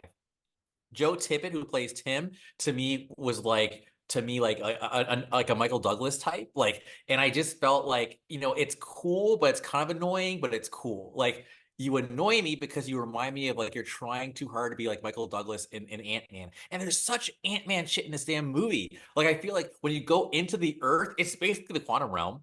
And then like the fact like the time dilation, whatever, like quantum realm. And then you've got like Joe, like even Homegirl, when Maria Moto shows up, it's like, yeah, that's just like Catwoman, Yep. not Kate Singer, but you know what I'm talking Yeah. about. Michelle Pfeiffer. Yeah. So it's like, come on, guys, and I just feel like Monarch is like basically Shield. Like, so I don't know. And then what also annoyed me was like every episode's like 45 minutes. So it's like, okay, Apple TV, you're a streamer. So why does this feel like filler broadcast TV, dude? Like there was so much filler in the damn show. Yeah, it But definitely, I agree. It should have been shorter. I think that family drama stuff in the present just was there to make drama and didn't really add a whole lot. it was just filler, and we Yeah. don't need filler. One thing I have to say though, as well though, is Dominique Tipper, who was on The Expanse. I loved seeing her as like the head of that other agency that Hmm. ends up kind of like becoming the rival to Monarch. Apex. Yeah. Apex, thank you. So that's cool. So basically, you know, like keeping it short but succinct. Like, yeah, I think Monarch is worth the watch. It is, but you're going to have to suffer. I some of my favorite moments, honestly, frankly, was I felt like the chemistry between Wyatt and And Keiko. was super palpable. Like I really wanted that to happen. And I hope Kurt isn't gone. I mean, you knew it was gonna happen, but like be alive, dude. Like you're a cool character, you Yeah. know? So I hope they find him. But yeah, overall, I don't feel like my time was wasted, and I am glad that you insisted I finish. Yeah, it really does end well, and I like what it sets up. For the future. Apex is the company that builds Mecha Godzilla in Kong Okay, versus Godzilla. got it. So it is interesting. Um it's got some great characters in it, some great actors in it. Um it just like you said, it should have been about half as long. It really should have been half as long. The modern day drama just wasn't there, and like I know the cast is right. I know they cast everybody, the right way. They're play their characters right, but they, like you said, the chemistry between Wyatt Russell's character and Keiko was way more than the other dude. Like there's so much chemistry there that it made the other relationship not make sense. Yes. And I get the whole love doesn't make sense thing or whatever, but that chemistry between those two was like palpable. Like that should have been a thing. And like even then, and like I don't know if they noticed it when they were writing it. I don't know where they figured it out, but when he finds her at the end, and he's like, You can't see me because I'm old as crap." Like he's trying to hide behind the tree. Like he was still, Oh yeah. he was Oh yeah. holding that torch, man. Yeah. And so like I I don't know if it was a missed opportunity because it ruins the whole family dynamic that's happening in the future, which is another problem, right? Like making that family stuff so important, you don't like you can't have that chemistry work out, even though it's there. And like it was there, and they kind of just ignored it the whole time. Like they never really made it seem like it was something that was going to happen. So I Yeah. feel like when they first embraced, like she was like maybe gonna go for it, but then she immediately asked about Bill. and when he told her about Bill, then she starts crying. So Yeah. when she's like, I'm gonna stay, like, if I was, Lee, I would have been like, what? Like, Yeah. what? It's like, so okay, I'm over here, like fuck me over here. Like, Yeah. no, like I just found you, okay, and we can be together now, okay. And it was a love triangle. So like, let's just like, and Bill's gone. Let's make this happen. And, yeah, and I gotta say something real quick. Like, I feel like a lot of because I'll talk about like gender shit, okay, for a second. So, I'll just say it, like, Saloni, like, she loves it when it's not just the typical one guy, two girls fawning for one guy. She actually finds it refreshing when it's kind of flipped around, And actually, this is a good segue because I feel Well, like Lost was ahead of its time with its love triangle, while with Kate yep. and Sawyer and anyways, Jack. Jack. Thank And you. well, it's funny because this goes back to what Lauren was talking about with Bridget Jones. Bridget Jones is a love triangle Yes. between Yes, her and and that's why two women guys. love that shit. Yep. But yeah, no, missed opportunity, but I want to see that rekindled, even if like, Kurt is like 90 and she's still like 45 or whatever. But Yeah. that Hey, I still a good I looking was dude. yeah, and I was still I was like, we're more there by the elevator, and like she's legitimately like, okay, I guess next luau. I felt his pain. I was like, Yeah. yo, right there, dude. Like, you're right there. And then, I forgot about that. The elevator by the elevator. yeah, Yeah. like they were legitimately about to like make it happen. Yeah. Yeah. Yeah. That's right. I did forget about that. Yeah. So it was palpable. But no, and I like the effects. I liked Godzilla fighting at the end with that flying monster thing. So yeah, just next time, Monarch #1. Every episode doesn't have to be the same length because that is dubious as fuck to me. It's almost like you made this with the intention of it maybe being bought by some broadcast company. #1, and #2, yeah, just like trim the fat. Yeah. Just trim the fat. Yeah. Yeah. I think they would benefit from ramping up their writers room a little bit, get somebody else in there that just a little stronger. It's tricky because when you look at the current Godzilla franchise, it's never been about the people. So when they're starting to write for the people, they don't have a basis to work with. There's I know they're creating these characters and what they were doing I really appreciate because this one was really about the people. Yeah. And the only Godzilla film that did it close to well was the first one Mhm. when when you had Scarlet Witch and what's his face. Quicksilver. Yeah, like that had a pretty decent human story, and then they just shot that stuff all to hell in the Godzilla films. Kong was okay, like the people were Yes. pretty important in Kong Skull Island. And Bill Rand is in that one too, which is cool, Yeah, actually. yeah, but he's Um, that's John John Goodman. Goodman, right? Yeah, and uh and yeah, so they did have some challenges to work through, so hopefully they can learn from that. Like you said, I'd rather see it be 5 or 6 episodes. I don't need 10. I like a short, concise season. I'd rather have it be short and perfect than long and drawn out. Because I legit, I was so tempted to just read the synopses of like the middle episodes and Like then just go to the 6, 7, 8. finale, dude. Yes, I was that close. But it's funny you bring up the movies actually, because that makes me kind of reframe my critique. And because I mean, honestly, for as middling as I felt like the cast was, or the action or whatever, or the family shit, it was leaps and bounds better than the family stuff from King of the Monsters, and certainly Kong, Godzilla versus Kong, because that human shit was just beyond terrible in my Yeah, opinion. So yeah, it was worth it. It was worth it in the end. yeah, Now, if it's okay with you, should we go to yes? All right. yeah. Because I need this, man. I need this. Okay. Actually, I should have pulled up the cast, but let me just see if I can remember. Okay. First of all, actually, no, I'm not going to go to Google because Googling Lost is just, I mean, Yeah, I you will can spoil you it. can you might be able to get away with IMDbing it, but Nope. uh She's going to help me out with the names.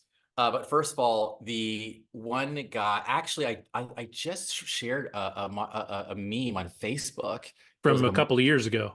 Your yeah, yeah, Myers yeah. Briggs of all the lost Uh-huh. characters. So yeah, and the best part about it is every person, like, there's only one person in that Miles. team that I don't, if you already know, but everyone else I know. So that's gonna guide my discussion. So uh, I'm sorry to give you more to edit, but I'm just gonna scroll to that meme and then I can talk and Well, tell. while you're scrolling, so to be fair, you picked this back up partway into season two, Yes. right? Because we had been doing the dedicated show, and then we lost track of timing on that and everything, so we stopped doing it. But you were partway through season two, and so that's where you're going to pick up, and then by just recently you finished season three. Yes. All right. And also, I will say I picked up halfway through season two, but I realized I actually skipped like maybe 2 or 3 episodes. I had to go back and fix them. So basically, like I missed the episode where Keiko finds out she's pregnant, not Not Keiko, son, son. son finds out she's pregnant. And I think when you talked about like the something coming down on Oh yeah, yeah, yeah. uh, When Locke gets blocks, trapped in this in yeah, the I hatch. think I missed that. So that's why I got to go back and watch them. But basically, like season three to me is like that's the strongest season so far. I just cannot even It's it's tell you it's funny that it's the strongest season because it has two of the worst rated episodes. episodes in the entire show. Yeah. Or among the fan base, at least the two least liked episodes in the entire show. Um, because I think when season three started, they were trying to networkify the show. Like they were trying to, because you can see when they bring in Paulo and Nikki, they're trying to add characters into a show that's not meant to have characters added to it. Like Right. you have a finite number of people that are on this island, and so to bring in new characters doesn't make a lot of sense. And so it was definitely weird. And they try to fix that later in that season by showing them involved in things that happened before, but from the Yes. background, and you're just Yeah. like, what are you doing? You know? So that definitely for as great as season three is, and like I said, I think the last three episodes are all insanely high rated. Um, Oh yeah. but there were flaws for sure in season three. Um, but it's pretty wild because I mean, so season two, before we get season three, season two ends with the hatch with the Exploding. key. Or We like we yeah. find out it's exploding. We don't actually don't know what it's doing. We just see Yeah. him So turn yeah, the yeah, yeah. key and the Yeah. sky turns, purple, Right. Yeah, and yeah, then yeah. yeah, and then we don't know what happened. Yeah. So, Yeah, I mean, so a couple things. So basically, like, I was really starting to like Ana Lucia. I liked Mr. Echo. Like, I felt uh, like meeting the other people from the plane was kind of a cool thing. So then to see Ana Lucia get shot and then Libby get shot by oh, Michael, so like her. fucking unceremonious too. Just like, just just like, okay, Sit on a bye. couch. Yeah, bye. But it's like if you guys remember from the earlier podcast episodes, I never liked Michael, dude, never.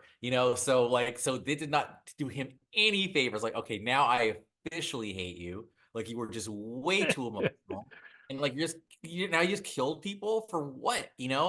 F you, man. So If- anyway, to be fair, like I definitely disagree with it, and I hate that it happened, especially like Libby. Like I liked Ana Lucia, but she was a pain in the ass. Like she was a legitimate, like difficult character, not in a bad way, like for entertainment purposes, but just like she could stir shit up anywhere along the way because she's very Michelle Rodriguez. Like she's like, I don't give a fuck. She's like, you want to come after me? I will fucking stir shit up. She doesn't care. And so like she's a tough, you character. lost And me. so Yeah. like her getting shot like stings because you're losing. This is one of those like anybody can go moments, right? Like Oh you yeah. started to feel like she was legit. And so that Yes. one you're like, oh damn. But like Libby was so fucking innocent. Yes. You're like, and to take that away from Hurley, like that one, I was like, oh god damn it. Like And that one hurt. Yeah, and then the fact that like she died trying to tell them what happened and it still didn't work. Like it was Yeah. just, but it made me respect the hell out of the show. Because I also remember like going into the show, like when yeah, dang it, Boone, when Boone died, I was a little traumatized because Yeah. I wasn't ready for like, okay, so people actually can die, like in this show. Like Yeah. it's not, so anyway, so the show evolved like big time. So, and then I'm looking at their names, and you know what's funny? Not in this little graphic, it's not necessarily giving me all their names, which is really annoying to me. So anyway, Let but me, Ren, Desmond, Desmond. yeah. Desmond's someone who like started to really grow on me because I think he really started to step up towards the end of season 2 when you get his like brother, and you start getting like his backstory in certain terms of like him being stuck in the Dharma thing, and then seeing I never remember this guy's name, but he's an icon. He was in Highlander. Clancy Brown. All right, Oh so yeah, Clancy yes, Brown, yeah, Mr. Krabs from SpongeBob SquarePants. yeah, so yeah. So anyway, Clancy Brown is a legend. So anyway, so Clancy Brown's and so all that stuff is like, and then Desmond. I just like the fact that Desmond was willing to sacrifice himself when Mr. Echo and Locke were having their kind of disagreement over whether or not to punch in the numbers. And Locke is someone who I liked from the very beginning. So I found myself like having faith in Locke. So when Locke turns to Sir Echo and was like, I was wrong, I was like, shit. This is like it was for me Locke's most fallible moment to date. Because I was just kind of like, that was weird. Then we go into season 3. And then we don't even understand, we don't even like get to like, I think we focus on one group and we didn't find out what happened to everybody else until like maybe 2 or 3 episodes later. Because I think what happened was Jack, yes, right. Jack, Kate, Sawyer and Hugo were brought to like the others camp by Michael's traitorous ass. And then Michael and his son were able to go off free. We have no idea where they went, but they're off. And then we meet, probably one of my favorite characters in the whole show, even though he's evil as hell, and he is an INTJ, and I knew it when I typed him. What's his name? The Ben leader, Linus. Ben Linus. I love He's so that good. He's so fucking character. good. Michael Emerson, the actor, just in general, he's always fucking great. He's so good. He reminds me of Brent Spiner a bit. Little, A little. little, but he's just like the way like he's so like I like he's so calm, but when you can tell when he's like angry, like you could see it in his face. Like Hmm. he's just such a chameleon. He's so slick. Um, and it's just so cool to see this like kind of wimpy, geeky, unassuming guy be Well, like, dude, and especially how they introduce him, right? Like yes. he's a victim. He's weak and meek and everything, and then he starts digging in and starts manipulating people and he's so good. He's so good. Oh, there's somebody else here I don't know. So there's 2 people in this video I don't You know. probably don't know the INTP either. That's Exactly. yeah. So we'll Uh, get to him. So we're gonna skip around a little bit. Now you were right about the season finale of of season 3. Holy Ish. Uh you use the word flummoxed. I'm gonna use it now too. I've never used that word. I am flummoxed. I am befuddled. Like everything that I thought is now out the window. I'm like, what? When the car drives up and Kate gets out of the car, like I knew Jack was a little heavier, but I still thought those were all like past scenes.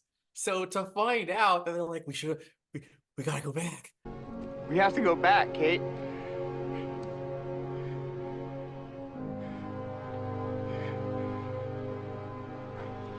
I'm like, what? So where the fuck are they right now? I am so into Lost. Like, it's funny too because I think I was supposed to watch Monarch, okay, but I parked Monarch. I'm like, nah, fuck that. Like, I know Kevin wants me to watch Monarch for the damn podcast. I don't know. I'm watching Lost, and I binged this show like more. I haven't binged something so religiously in such a long time, and I cannot wait to finish this because I feel like I'm actually going to be able to to connect with a huge swath of humanity that I haven't been able to connect with because they've all seen it. And I'm so happy that no one has spoiled it for me because there's so much to like experience. Drew Goddard, J.J. Abrams, um, Damon Lindelof, like I'm forgetting other people. So many G's, Michael Giacchino, like have worked on this show. This show is like it's seminal, dude. Like people talk about The Sopranos, okay? Mhm. But this show, I think, absolutely was a forerunner and ahead of its time, even from like a diversity standpoint, like to be able to go to like Nigeria and then go to like Korea, and then like it's just I love it. Now another character who used to like annoy me, but like, yo, his send-off, I think you know where I'm going, was just I'm getting chills, dude. You know what I'm talking about, right? The rocker guy. Charlie. Charlie and Claire. Charlie annoyed me. I just thought he was so, again, over emotional. Hmm. But he's a hero. Yeah, I yeah. mean, Him going out and everything with him and Desmond in that season, where Desmond keeps trying to keep Charlie alive and trying and trying and trying. Um, and Charlie's a tough character because when you see him, in his earliest, not necessarily on the show, but in like timeline, in his earliest form, all he was a dude that loved his brother, and he wanted to take care of his brother. He wanted to be a success. His brother was a drug addict. He became a drug addict, and then he was a mess. He was a mess until the end. And he found Claire, and he wanted to be a better guy. He wanted to be her guy, and he struggled and struggled and struggled, even with addiction off the table. Like he stayed away from that. He was able to fight that, but he was still a mess. And then at the very end, because this one had his letter to Claire, right? dude, I actually am getting emotional. Yeah. The way he like wrote like the top 5 moments of his life, like Yeah. it hit me, dude, because I would do that. And the way they were actually able to like go into those moments, like Yeah. yeah, I'm fucking crying on the show. I it mm. And Yeah. life is a gift, and to literally put number one, the night I met you was like number one, but all the other moments, it was beautiful, man.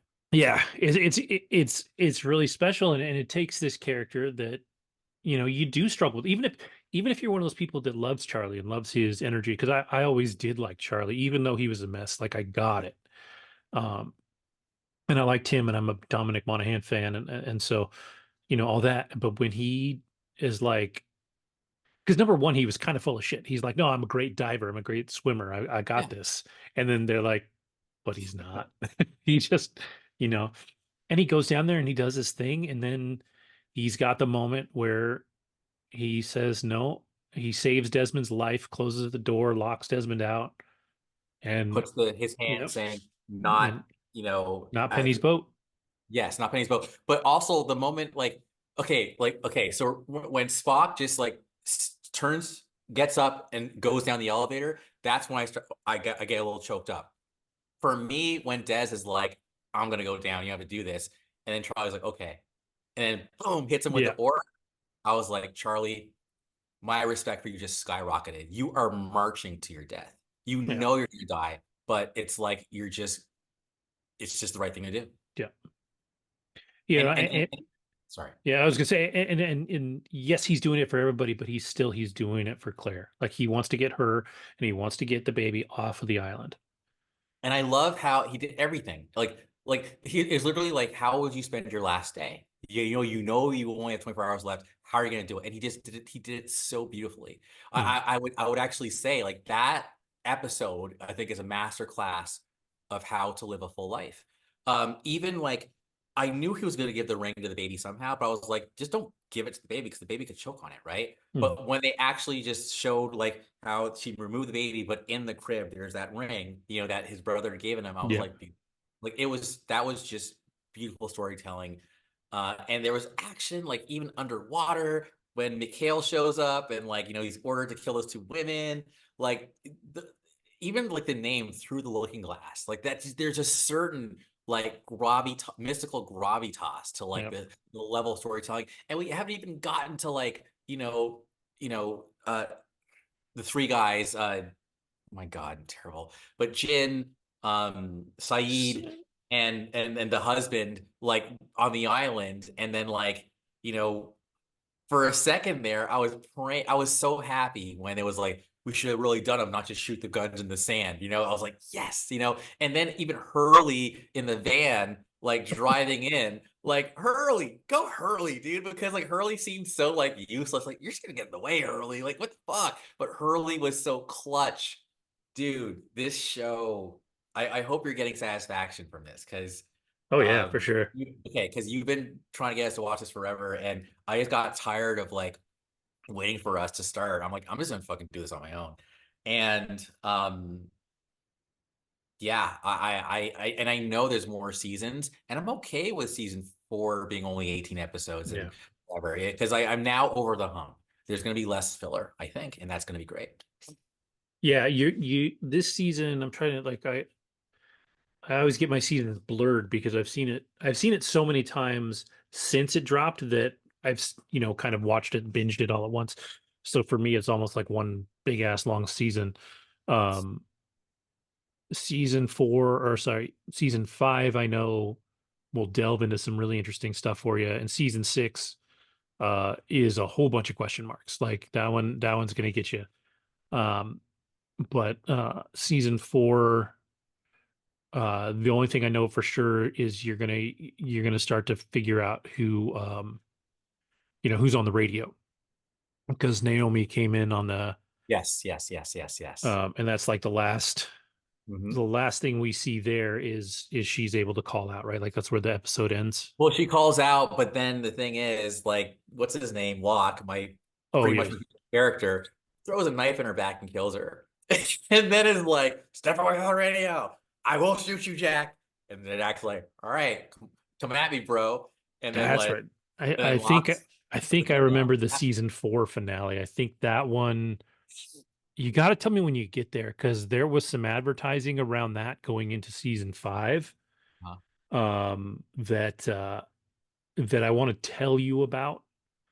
But I can't tell you about it now because it will give stuff away. But like, just to give you the context of what it was like to watch the show and the way that it was advertised, because not only were they advertising the show, but they were advertising confusion. Like they were like, we don't want to give anything away, but you want us to be interested. So it was like, um, it's almost like the Marvel trailers when they would edit people in or out of the trailer, that maybe weren't Spider-Man. there. Mhm.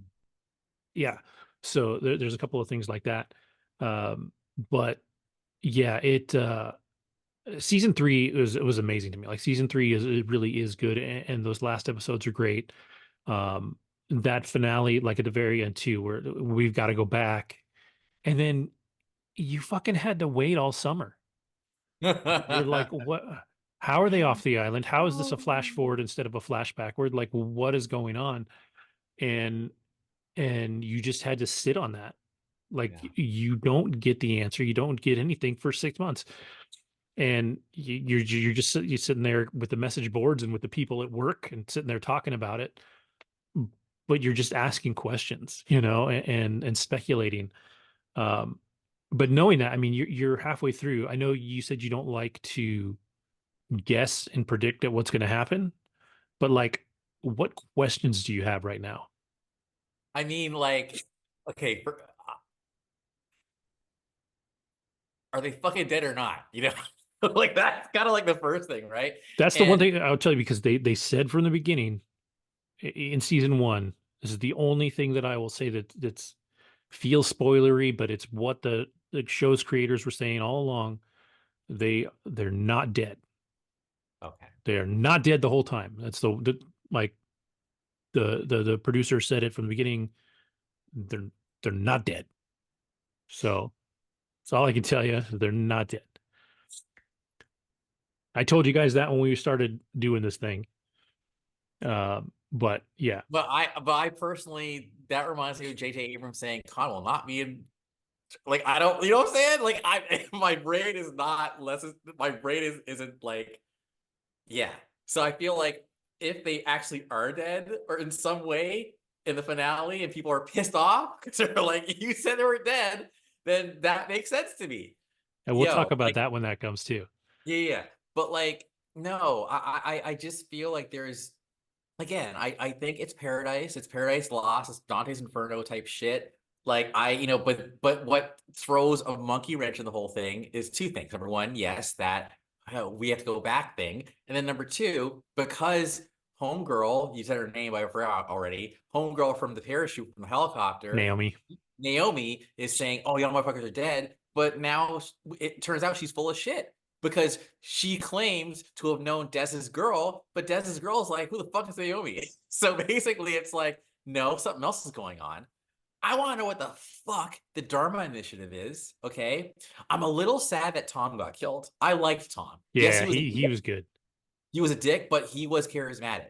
So But yeah, he was like a dick in context of what his people were doing. Like he from his point of view, from his side of the world, he was a good guy. Like he was taking care of correct. his people. Yes. And so this show definitely all over the place has shades of gray for sure.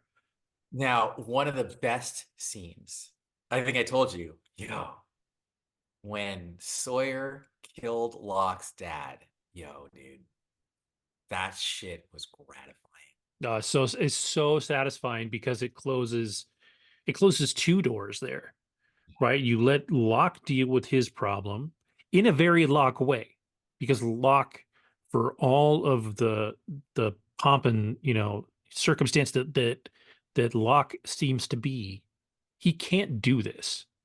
Like it's just not in his nature to do this, but he can get somebody else to do it. And coincidentally, the dude that he can get to do it, the guy that has this in him, is also the guy that deserves to do it. It was full circle. It was so beautiful. And to the very end, Locke's dad was a bastard. Oh Like to yeah. the very end. Like there is nothing redeemable about Locke's dad. Like he was choked to death. And to me, it was like, that's a slow death. And so for me, it was like, you deserve every minute of your brain cells, like whatevering when you're dying, because you pushed your son out of a window to basically kill him after taking his kid. Like, fuck you, man. So that was amazing. I love how like Locke just understands humans too, like to the point where he's like, I ain't killing this guy, and Locke's like, you'll change him. Yeah, he's Like, like, give it a minute, bro. yeah, you will. And the way Locke's dad even like rips up the letter, doesn't even Oh, finish it. Yeah, okay, now you gotta like so the writing, like this was like streaming level storytelling before streaming. for sure. For sure. The only downfall to it, and we've said it before, is that this was formatted for Yeah, regular television. So there is filler for sure. But they do a good job with the filler on the show in a yeah, lot of they make cases, it because meaningful. the stuff you're getting two episodes every show, because you're getting now and you're getting what happens in the past. And they do a good job making that matter in every single episode, but you're getting two distinct storylines every time, which made the show super interesting. It was a very creative way of telling the story. I mean, Sun and goodness, Jin. that whole thing, and then Jin's and Sun's dad, and like the Sun's mom, Oh, Jin's mom, and like, dude, all of that is just so good.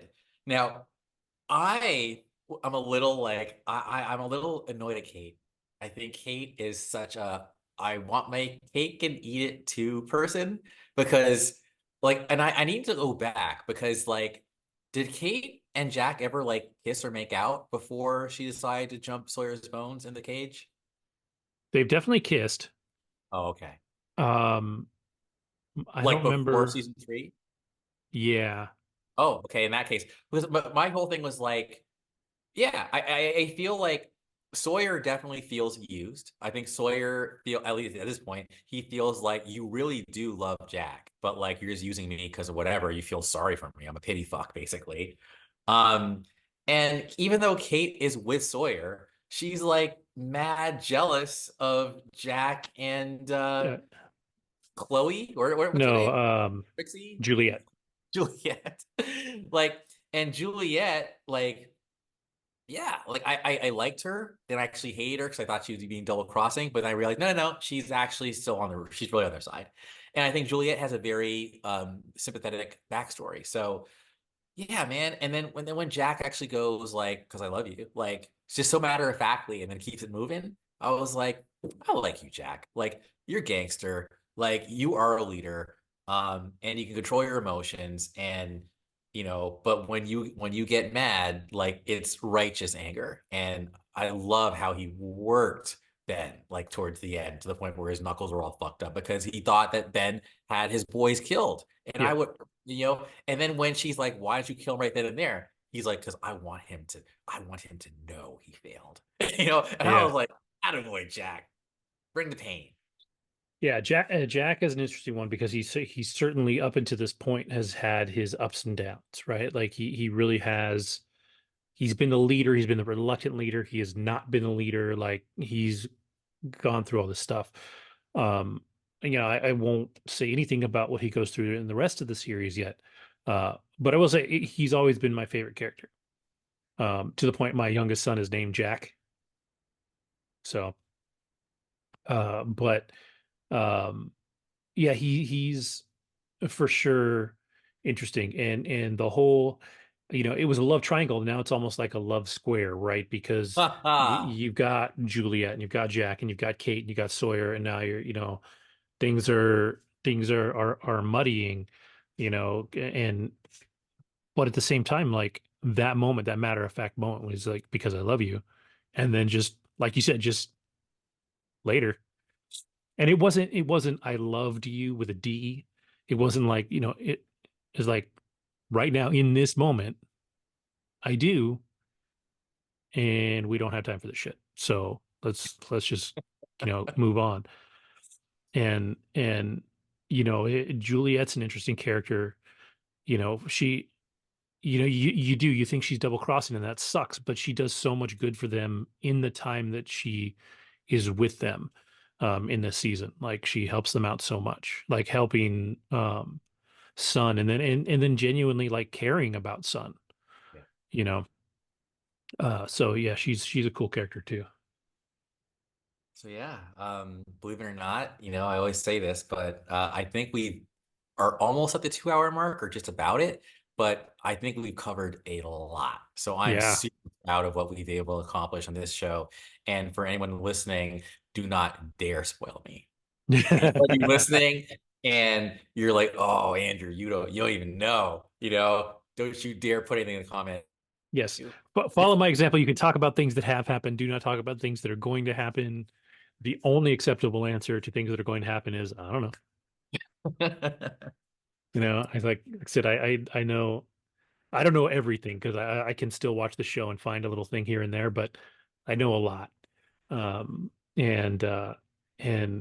I think I'm just excited for you to watch the rest of it. I think season 4 you'll burn through pretty quick because it is shorter. I think it's 16 episodes.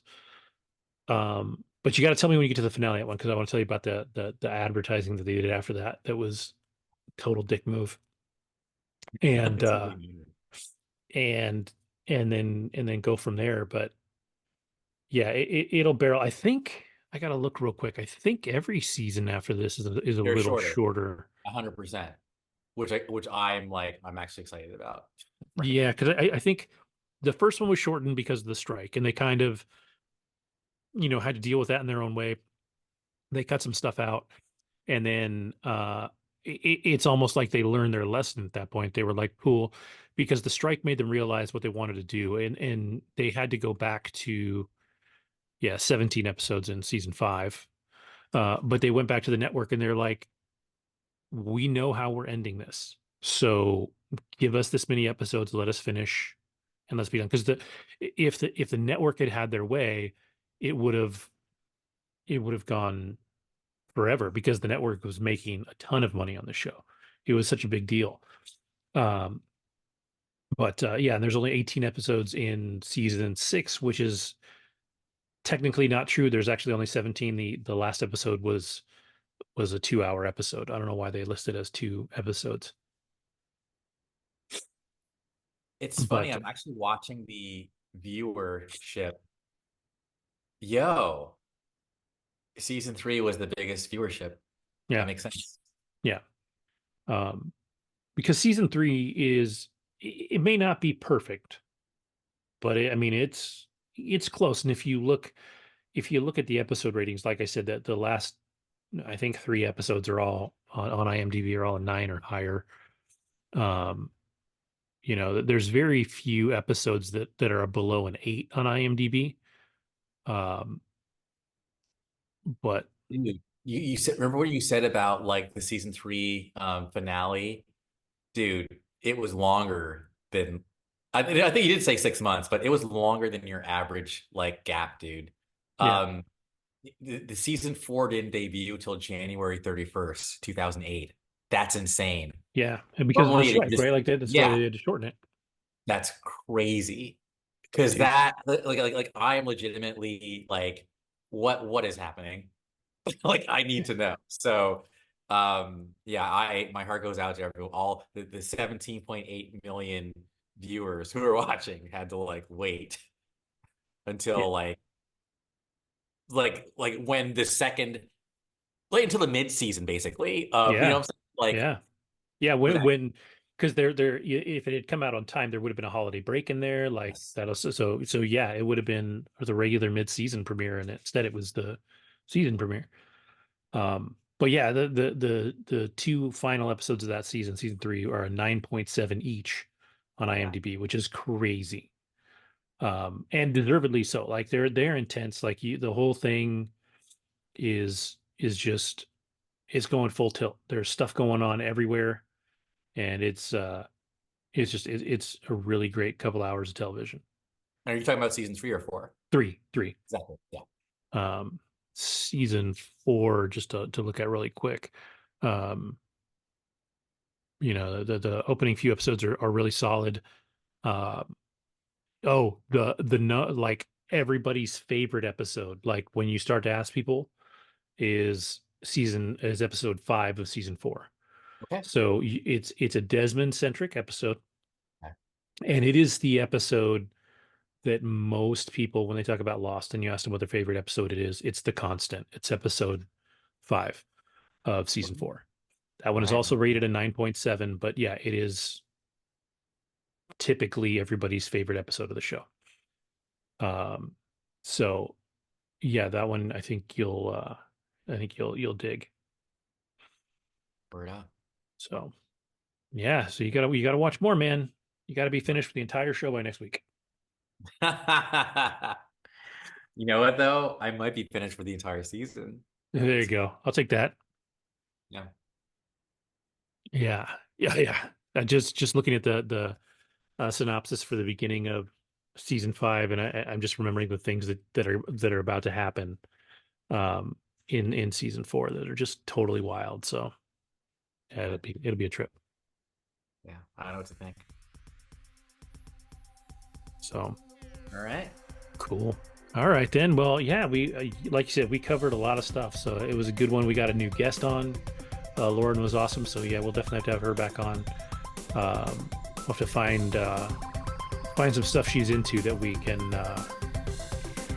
talk about and get her back on, because she's a lot of fun. She's sharp.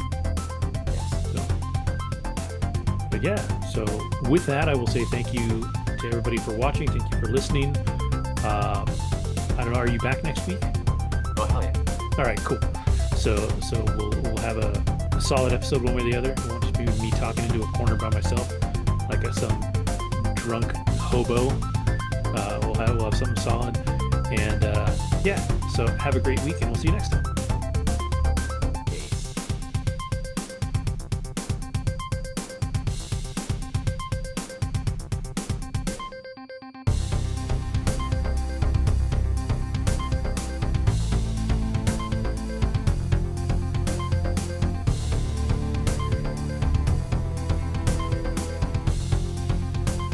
Dude, I fucking cried, man. That's weird. Like, what the fuck? I didn't know it was gonna happen. Like, you see, like, you can actually see like it's legit tears on my fucking face, dude. Yeah, that really hit me. I really got into his character. Like, whew, that like the list that he wrote was just beautiful. So good, so good. And it's funny, but like what makes it more impactful is it's a character that for a long time you didn't like. Okay, so it wasn't Right? just Like, me. Okay, no, cool. no. I mean, for you. I mean, For me, yes.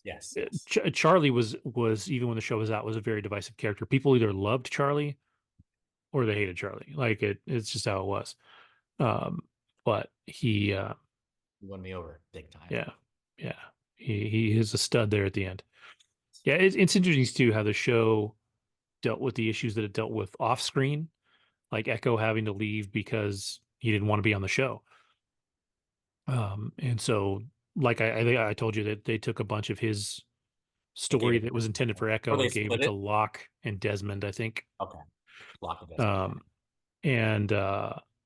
And then the girl that played Libby, Yeah. I think she had legal troubles. Oh. And so did Michelle Rodriguez. I think Michelle Rodriguez got a DUI. So that's why they And she got in trouble. Yeah. And so, they had to be written out of the show at the time. And so, they had to deal with things that kept things from being perfect, and I think they did a good job with it when they did. But it was a bummer. Like they were going places with some stuff that they had to move around. Well, they did brilliantly because in my head, I thought it was the fact when she didn't kill, like, when she didn't kill Paul or Linus, Ben, when she didn't kill Ben, that was almost like, oh, okay, now you pass a purgatory test, you can die now. Like that's Right. what I was thinking in my head, right? Like when people like Boone die, like when people die on the island, it's because they passed their purgatory test, basically. That's not an uncommon theory. Okay. Like that was definitely a theory that circulated at the time.